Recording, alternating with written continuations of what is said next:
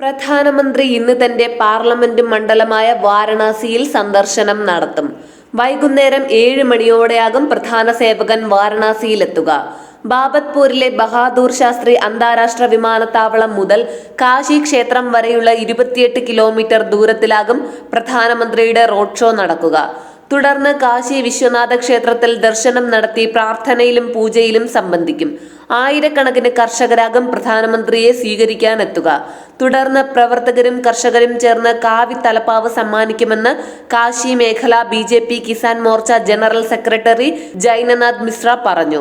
ബാബത്പൂരിൽ നിന്ന് BLW അതിഥി മന്ദിരത്തിലേക്ക് 18 സ്വാഗത കേന്ദ്രങ്ങൾ ഒരുക്കിയിട്ടുണ്ടെന്നും അദ്ദേഹം കൂട്ടിച്ചേർത്തു. BJP പ്രവർത്തകരുമായി പ്രധാനമന്ത്രി കൂടിക്കാഴ്ച നടത്തുമെന്നും വൃത്തങ്ങൾ അറിയിച്ചിട്ടുണ്ട്. BLW അതിഥി മന്ദിരത്തിലാകും പ്രധാനമന്ത്രി രാത്രിയിൽ താമസിക്കുക.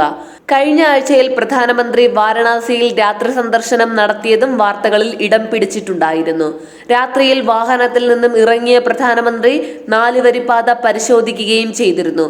ഉത്തർപ്രദേശ് മുഖ്യമന്ത്രി യോഗി ആദിത്യനാഥും പ്രധാനമന്ത്രിക്കൊപ്പം ഉണ്ടായിരുന്നു.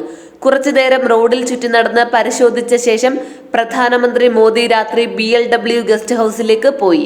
തന്റെ ലോക്സഭാ മണ്ഡലത്തിലെ വികസന പ്രവർത്തനങ്ങൾ നേരിട്ട് പരിശോധിക്കുകയും പുതിയ നിരവധി വികസന പ്രവർത്തനങ്ങൾക്ക് തുടക്കം കുറിക്കുകയുമാണ് പ്രധാന സേവകൻ ഇപ്പോൾ. കൂടുതൽ വാർത്തകൾ അറിയുവാനായി ഈ ചാനൽ സബ്സ്ക്രൈബ് ചെയ്ത് ഫോളോ ചെയ്യുക.